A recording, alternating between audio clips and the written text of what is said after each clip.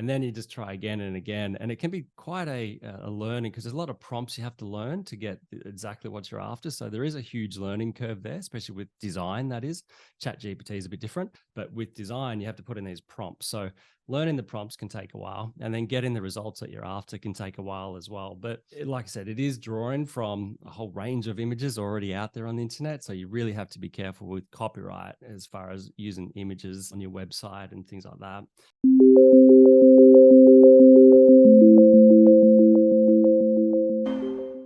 Welcome back to SEOleverage.com. My name is Gert Merrilees. This is episode 102, and this is a special number. We're going to talk about this a little bit.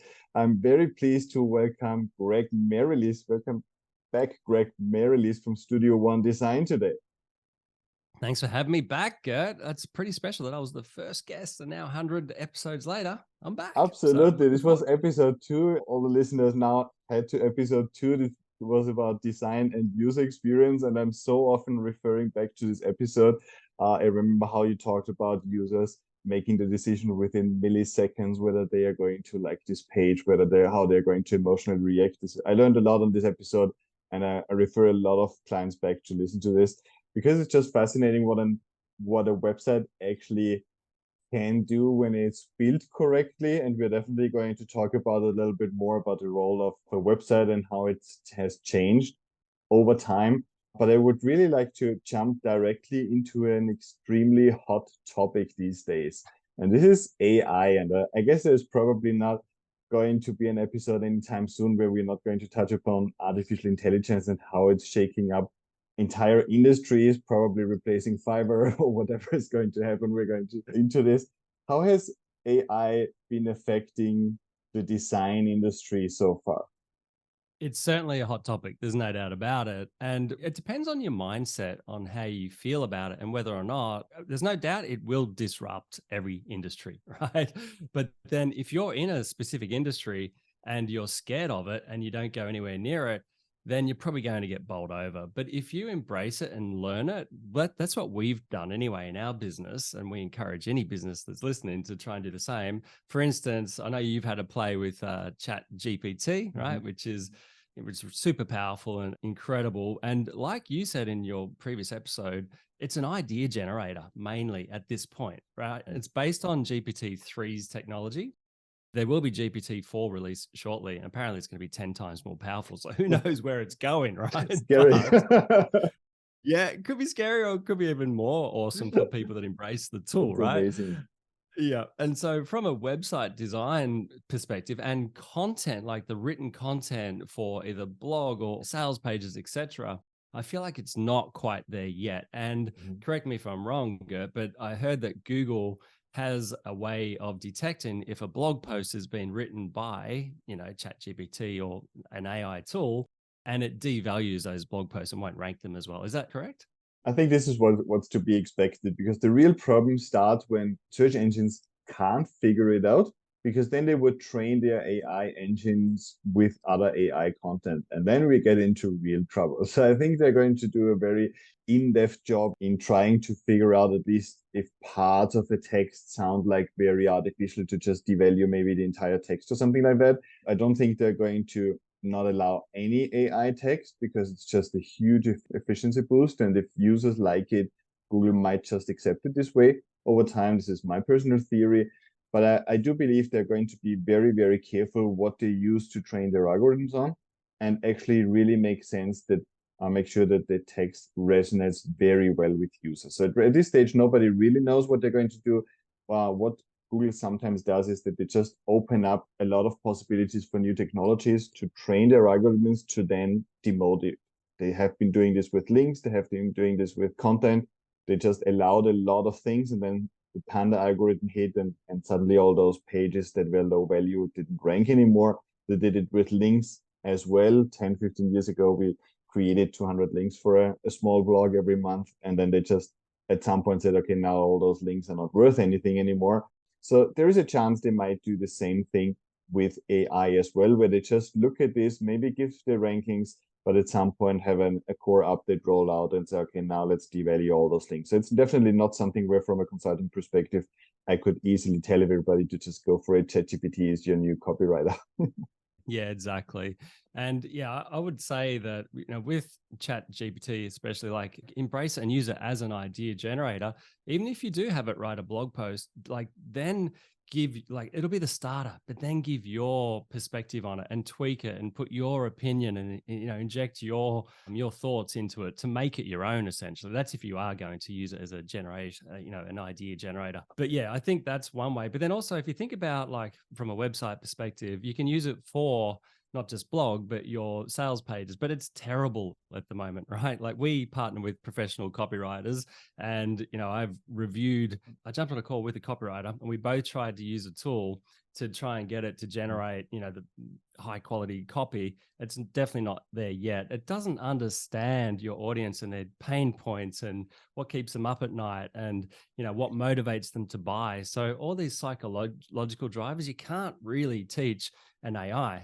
All AI is doing at this point is based on every other bit of content that humans have already created on the web. It's just mashing all those things together based on facts and figures and whatever, but it doesn't really get to the emotional side of understanding what makes people buy, right? So it's not very good at sales page. What I have seen where it gets pretty decent is when you actually learn how to give it enough context. I think a lot of people just open up ChatGPT, give like one prompt, and this already needs to be it.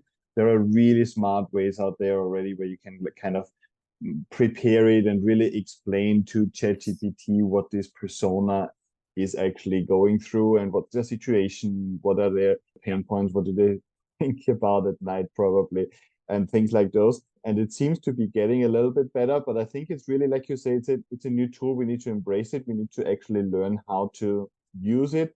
And you raised a really important aspect there where you said, okay, it's actually really just based on the training data. There is no regulation right now. What about copyright, right? What about the copyright of the training data? And I know obviously in the design industry, authorship, copyright are really, really big topics. I would expect this is something where it's going to slow down the development a little bit, or the adoption at least a little bit, until this is really clear. But you can't see big companies really embrace this and just shoot out content and designs and logos and I don't know what, if they might be getting sued at some point or have to change the logo afterwards just because the copyright wasn't clear.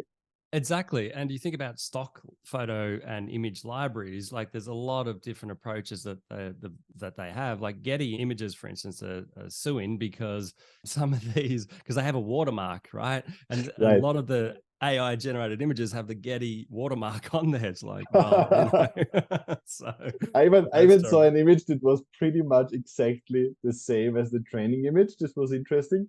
So there was the AI was trained on an image of a woman, I believe, and somebody asked for an image of the woman. This was pretty much the same image. So you can see this is the same template that's being used. So I think there's one thing what's technically possible. It's another thing where the tech then really is. We just are starting to play with Bing's chat integration, which is really interesting how they think about search in the future.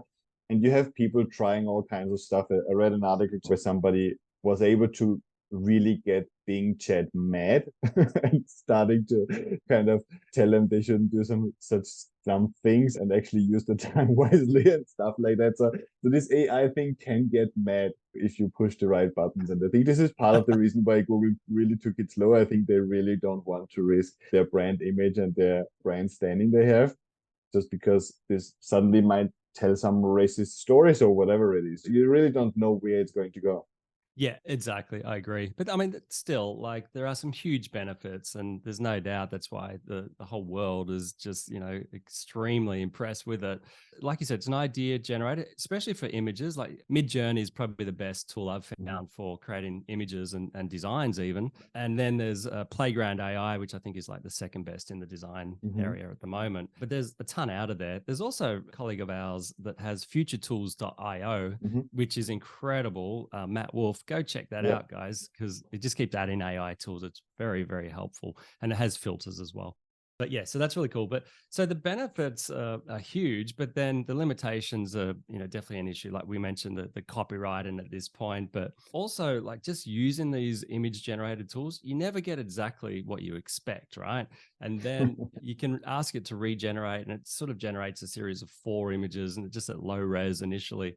And then you just try again and again. And it can be quite a learning, because there's a lot of prompts you have to learn to get exactly what you're after. So there is a huge learning curve there, especially with design, that is.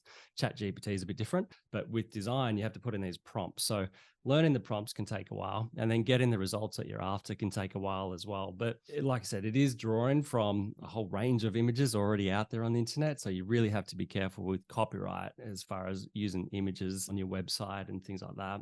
I think it's Shutterstock, Adobe Stock. They're all approaching it differently. I think Shutterstock, they're going to have AI integrated with their tool. And if somebody generates an AI image and it's from the Shutterstock library, then they're going to give royalties from the original creator of the original images that it uses to create the new images. So I think that's pretty cool, you know? Yeah, but Adobe, for instance, haven't decided which way they're going to go yet. But, but yeah, just be careful. I think copyright's the biggest issue, even with written content, but images especially. At this point, you know, it's a great time saver. It can save a lot in costs. You know, like it's really good at illustrations. So I feel sorry for illustrators, digital illustrators, especially, where AI can just come in and create something that would have taken weeks. So such a huge time saver. I opened up Fiverr the other day and just went through the different offerings. And I think 9 out of 10 are pretty much done by AI tools, and there are new AI tools coming out literally every single day. So I think we're going to see quite a change in the industry, and also like ChatGPT 4 is going to be fun, but it's also going to be interesting how different AI tools then interact. I've seen people create the mid-journey images with ChatGPT, where they ask ChatGPT how to create the best mid-journey prompt that they can copy and paste in. So it's interesting how those tools then interact and what comes out of multiple AI tools then talking to each other and making assumptions and learning from each other. I think this is going to be really fun. Yeah, definitely. And there's a tool called Copilot, which is, I think, a GitHub thing, I'm pretty sure. But anyway, it's to help coders, like people that code websites, as a Copilot, essentially. So they can start writing code and it'll finish it, you know? So apparently it's saving them like 50% of the time, but it can't completely write a website. And we've sort of tested these tools and had our team research the internet to find out what's possible. It can code a basic website, but it won't have graphics, and it's just pretty basic at this point. But even as far as just design, apart from the code, so Midjourney can create a design. You say, you know, give me a homepage, kind of looks like, I don't know, say Nike, but for this industry, and use these colors. It'll design something, right? But it's just mashed together a whole heap of stuff, but it can look quite good. But the problem is it's just a JPEG. So then, like what I would suggest to my team, if that's how you're going to use it, just use it as an idea generator, and then recreate it, but with, you know, more original images and content and things like that. And then obviously once the client approves it, it needs to be coded. So it can't do a full design and coding at this point as far as custom designs. So yeah, I still think it's quite limited, but like I said before, who knows what it's going to be like in another few years. I always remember I studied translations and interpretation in the university in Austria. And I remember computers were coming, and obviously there were some starting points of automated translations as well. And I remember our translation professors always saying, yeah, there's never going to be a machine doing this job, because this is just such a qualified job and you need to have so many details take them into account. And now you see how companies globally engage with each other. If it's not English, everybody with Google Translate open and copying and pasting emails and communicating and translating proposals and all this kind of stuff. So very often we just probably have a little bit of a problem to see where things are actually going. But obviously for web design in particular, there is a lot that goes into this. And I've had this firsthand experience, and even as a third party on other projects, how you with your company studio1design.com, for example, approach a web design project. And it was interesting for me as a non-design expert here to see that this actually starts with a huge questionnaire. So we didn't even talk about images, colors, designs, etc. I had to go through a huge questionnaire to just actually make sure that the person designing the website actually had an idea where I wanted to go. Yes. How would AI start this process, right? So they just make so many assumptions where you actually start in a completely different field. Yeah, totally. And that's a huge part of, from our perspective, getting the best result possible for the client, to really dive deep. Like, sure, you ask some questions, but then we have a call with the client to dive deep. And that's where you unpack so much more. And then we record that call. But yeah, we're also I mean, that's kind of what I call the demonstration step. And I kind of have like a 3-part process for taking, because obviously you do SEO, and if you get your clients more traffic, then we want to turn that traffic into conversions. So to do that, and we design probably 15 websites a month, so we're starting to really nail down what's working. And yeah, realistically, it comes down to like educating first, which could be through your blog, podcast, or videos, etc. And then we want to qualify, and that could be segmenting into a sales page, and then the demonstrating. So it's educate, qualify, demonstrate. And the demonstrate is when you do jump on these calls with them and you dive deep, and all you're doing on those calls is just being as helpful as possible. This is really fascinating. Educating, qualifying, demonstrating it. It has changed quite a bit to what it used to be, didn't it? Yeah, absolutely. Yeah. To me, like the old way of selling was really just you put a website up and whatever you offer, whether it's services or SaaS or courses, coaching, things like that. Apart from e-commerce, that's a bit different. But the old way was really just letting people know, here's our products, here's our services, and just give all the facts and figures, maybe talk about how good we are, right? That type of thing. Which is kind of just, like a brochure essentially. And so the new way is to let people, the goal is to build trust in your brand. And I feel like there's a ton of conversion things that we could put on the website, but just as a blanket statement, it's really to educate, qualify, and demonstrate. What would be a good example for the education step, for example? When I come to a website, start on the homepage, for example, how would this educating look like? Depends how the traffic does find your website. Now, a lot of the time they'll find you through your content pages, like your blog, podcast, video, etc.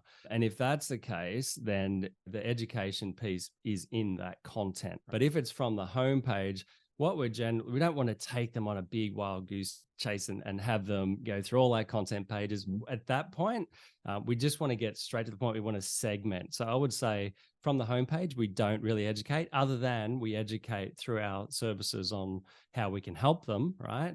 And talk clearly about our offers. But I would say education starts with the blog or, the content pages essentially. And so I know you've done a podcast, because I listen to your podcast and I love it. I think it's awesome. Appreciate it. Didn't know that. Yeah. There was one where you talked about content design, and I thought that was really cool, because it's so important to not just have a big, boring slab of text in your content, right?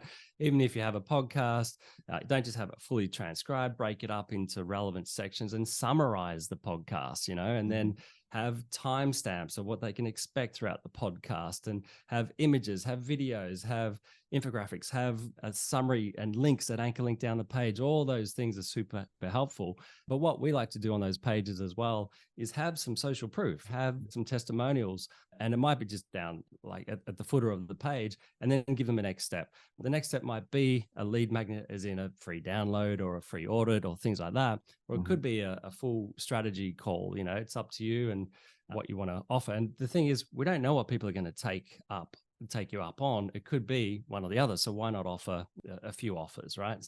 And so that's the education piece, just to start off with, right? And then the goal is to get people onto your email list, so that every time you release new content, then they'll come back to your website to consume that content. And that's why we also suggest having really, easy, clear navigation, so people can get to your services or, your paid offer essentially as well. And then what we want to do on those pages is, and we'll talk about the sort of strategy from lead magnet to thank you page, etc. But really what we're trying to do is qualify people. And to do that, we want to segment people. So what we're doing more and more these days on websites, because we know it gets great results, and even Studio One's new website, which is just out by the time this podcast comes out, we're segmenting into... Yeah, and we put a lot of effort into the sales pages essentially for each segment, but then they all lead into a strategy call, or get a quote, which then we start off with giving them a ballpark quote first, and then if that goes well, then we'll have a strategy call. But the point is, we really want to educate and qualify, because when you qualify and you're talking directly to each segment of the audience, they're going to have a different set of pain points and challenges and reasons for being motivated to buy, etc., than every other segment. And so even though the actual sales page might be the same template, the wording, the testimonials, the results, things like that is all relevant to each segment. That's why we like to design those pages. This is huge. We see this all the time with lead magnets. When we look at our app here at SEO Leverage and we say, okay, there is a page that gets tons of impressions, but hardly any conversion, or tons of clicks, but hardly any conversions. You go in there and you see they're trying to push in a general ebook for a very specific pain point. It just doesn't work, right? So I really encourage everybody to pick like the top 5, top 10 traffic pages that get the most traction and just put some custom lead magnets, really thinking about what are people actually at this stage trying to achieve, and give them like the next logical step.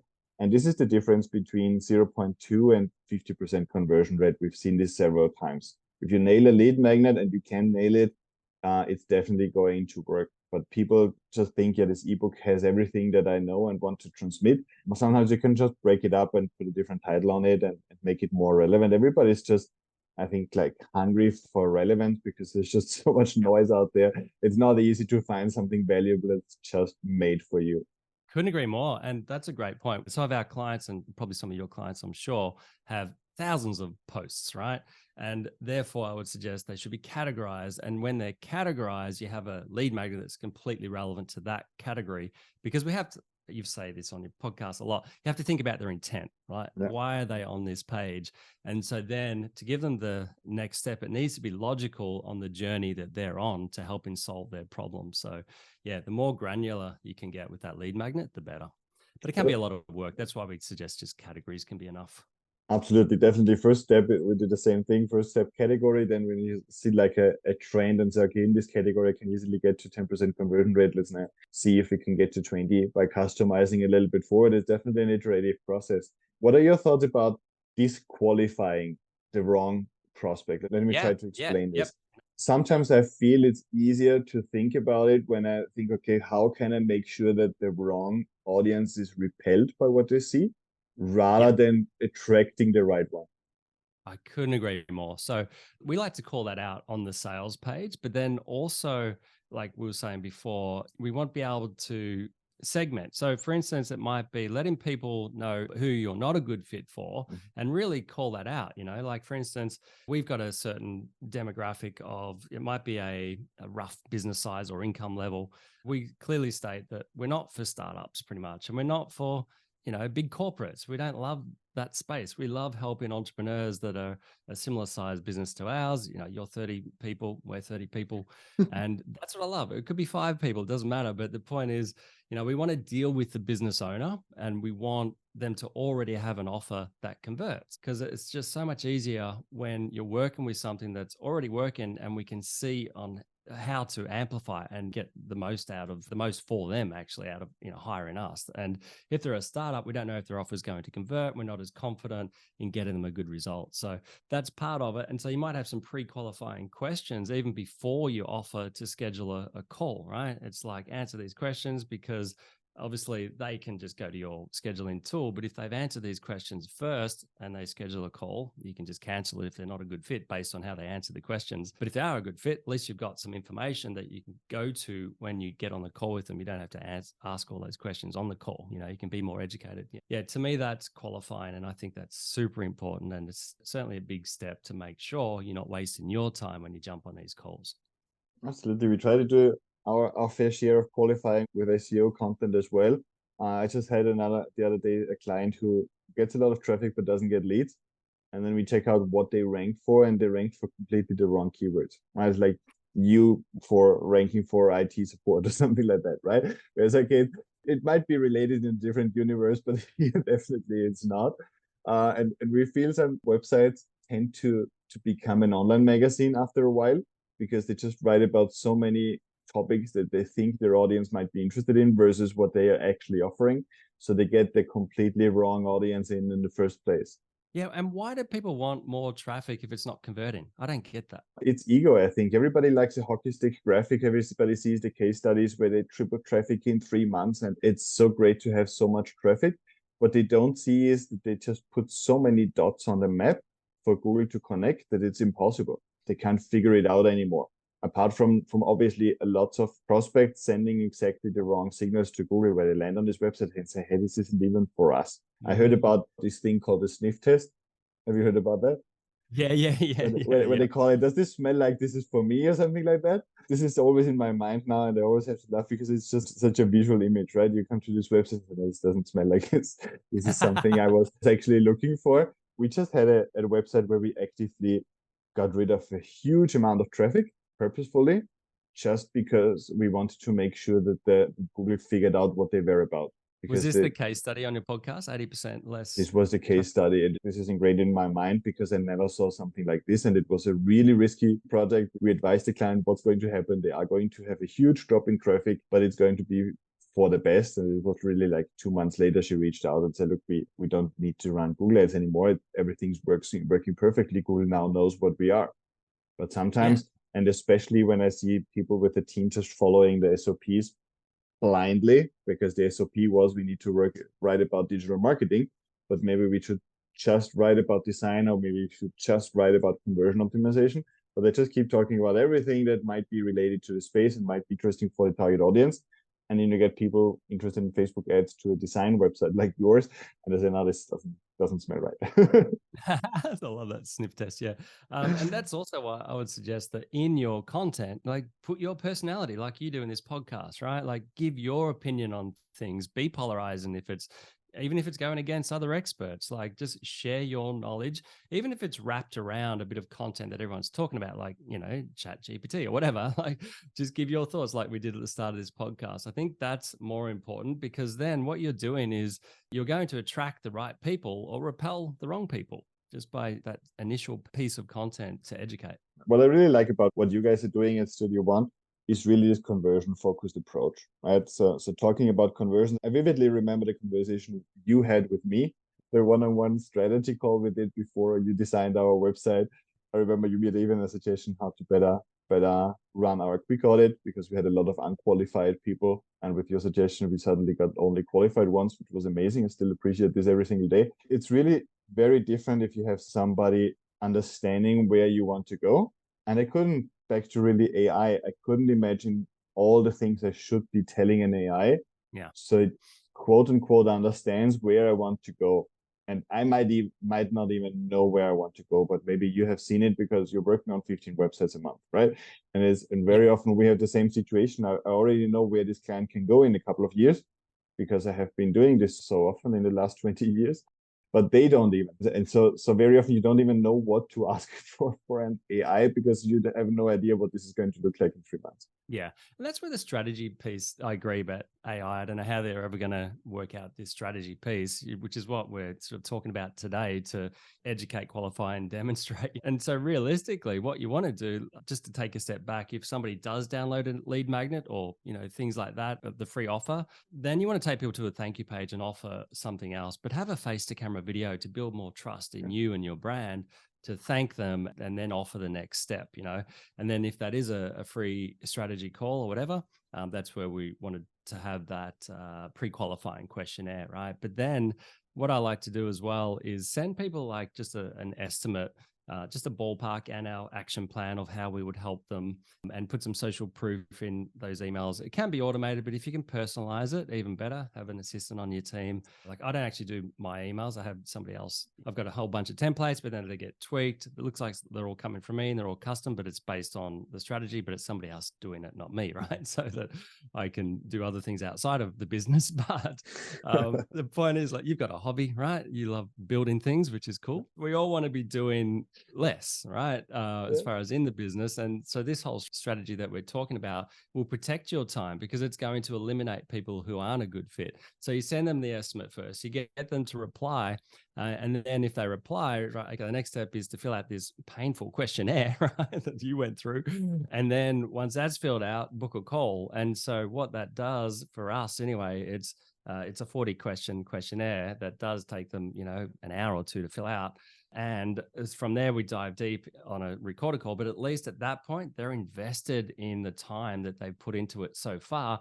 And on the call, we're just super helpful on diving deep and strategizing based on what they've entered into the questionnaire, but then based on our knowledge and working with similar clients. And so we inject all that into the call. And, it's amazing how somebody that's never met us, and, this is for the listener now, if you do offer a service and you want to do this strategy call, just really really think it's all about them. It's not about you. Just how can you help? Just be as helpful as possible. And then at the end of that, you just you record the call, you summarize it, you send a proposal with the action plan, the final quote, and then it's up to them if they want to sign it. So you try to put the control in their court, and usually, like with that strategy for us, we convert like over 90% of those calls. So it's well worth amazing. it. I want to make sure the questionnaire wasn't painful. It takes a while, Okay. but it was essentially a self-awareness exercise. I remember I was going through question by question, and I said, hey, it makes so much sense that they asked this question because I want a website that's really cool and that converts, right? Awesome. This is my foundation. This is how I reach out to Greg and say, Greg, can you design my website? But now you come back and say, okay, who is this for? What kind of products are you going to sell, right? What's the income level of this kind of client, right? Where are they probably going to find you from? Where they're going to come from? What other websites are they possibly seeing? And all those kinds of things. And every single question I remember made a lot of sense. I even had to do some research sometimes to figure this out for myself. How would I go about it? This was really a self-awareness exercise. And I still have this questionnaire, sometimes go through a few of those questions for my clients just to try to understand where probably their audience comes from. But then what I really like about working with a specialist like you, we're in the same situation, essentially with SEO, you with design, is that specialists have very high frequency or high amount of working on the same kind of project. For example, if I work with an online course, I probably have done 20 online courses in the last years, right? Or last year. If there is a coach, we have probably worked with 10 coaches in the last year. Right? If there is an author, I already know what kind of struggles they go through, and then I can add their specific experience to the mix. But I have like in my head or also in the systems and in the way we deliver the products, etc. We already have a lot of things that we know work very, very well. We don't need to start from scratch. Where I see people, we had a general digital marketing agency 15 years ago, and it was a nightmare because every client was new. We never worked on the same type of client twice. We had one car repair shop, one guy for office partitions, one office furniture, there was one insurance company, etc. So for everybody, you had to figure it out, everything from scratch with no guarantees that it was actually going to work. And you work with a specialist like you, and you just know, they probably have worked with other agencies as well and know right off the bat where we are coming from, and can then add like our questionnaire answers to the mix. Exactly. And that's why, like on that call where we're demonstrating, it's a demonstrate piece, we will show case studies of similar businesses and show what they look like before and what they look like now and what the results are and things like that and how we got them there. And yeah, so I think that's really helpful piece on the call to demonstrate. Now, obviously, for newer businesses, you may not have a case study on the exact same industry previously, but just be as helpful as you can and try to use some form of case study in your presentations. It can be super helpful because it really shows them what's possible. And this is amazing. I really like your framework with this educate, qualify, demonstrate. I've made some notes here. I'm going to look at some client projects from this angle here. I think, main demonstration is the most fun part, I think, for me personally, when I'm on a call and can say, okay, this is what we could be doing. This is what this could be looking like. But obviously the education part is just building up this trust people want. Yeah. And I know you have been embracing videos on thank you pages on the homepage, etc., for a long time. I admit we didn't see it at the beginning as such an important piece, but have learned our lesson here as well. And I even reach out to people coming to our email list once in a while and send them a Loom video and say, hey, it's really great that you're on an email list, right? This is, I think, what's going to separate us from the machines, where they say, okay, you obviously are going to be soon able to create a very, very nicely looking AI version of you sending those videos, but it's probably, I think people are getting smarter at figuring out what's real. Yeah, I agree, man, for sure. Videos are super helpful. And yeah, I like to put them through every step of our process. Even when you send the proposal, don't just send an email with a quote, right? What we do is we use a proposal software, Better Proposals. Yeah, I know there's a few good ones out there, but we use that one. And then we embed a video into the proposal, right? Mm-hmm. We also embed a screenshot of their current website into the proposal as well, but into a 3D sort of image of a computer on a desktop, etc. Mm-hmm. And that's kind of the first page. And then we go through this proposal, we show exactly what they'll be getting, our action plan. We'll list all the pages. It's really clear. the out of scope bits as well. You have to be super clear with that. And then we have social proof case studies throughout this proposal as well. So it's just a really professional piece of software. And in fact, it works so well that we have a lot of clients that say, that's amazing. Can you do that for us? And we do design these proposals for them as well. They sign up for the software. We just create the images and give them the structure, but yeah, it's pretty cool. But yeah. And so that just alone, like when we introduced that, we got a boost of, 10, 15% in conversions by having a professional proposal software instead of just sending it via email. It makes so much sense. Whatever sets you apart and just shows the quality and the dedication to detail and really trying to embrace where a client comes from, potential clients comes from, is going to help big time. Totally. I want to wrap this up because I want to be really conscious of your time as well. I appreciate you coming back to the show and taking some time for us. We talked about AI taking over parts of it, AI being a tool, work on your mindset to just see it as something new that's coming, try to learn it, try to really embrace it and learn how you can do what you do in a better way, maybe more efficient way, maybe more creative way. We talked about the website, really making sure that this process of educating, qualifying, and demonstrating gets initiated and accompanied about the relevant importance of making relevant lead magnets based on the category of content, based on where people come into your site, why they come into your site in the first place. We talked about how important it is to qualify the right audience, disqualify the wrong ones, work with questionnaires, work with videos. So I think there were a lot of nuggets in here people are going to start implementing right now. Thank you so much for taking the time, Greg. How can people best get in touch with you? Because I imagine a few people definitely want to know more about Studio One and definitely how you do things over there. Yeah, I just want to say, great summary. That's amazing. But spot on. And yeah, so if people go to studio1design.com, that's the numeral one. And then there's our main call to action is to book a free strategy call. So yeah, that'll be with me or somebody on my team just to figure out if we're a good fit. This is amazing. Thank you so much, Greg. Hope we can get you back on episode 202 again. This is 102. Dear listeners, head over to seoleverage.com/podcast. There you have all our episodes. We have a written version on most episodes as well if you want to read or get like a summary there as a textual version. They are not written yet with Chat GPT, but we might be working on this soon. For now, this is Trisha and Christina working on those in our team, and I definitely appreciate that they help us with that. Thank you so much, Greg. I hope we can have you back soon. Absolute pleasure. Thanks for having me, Gert.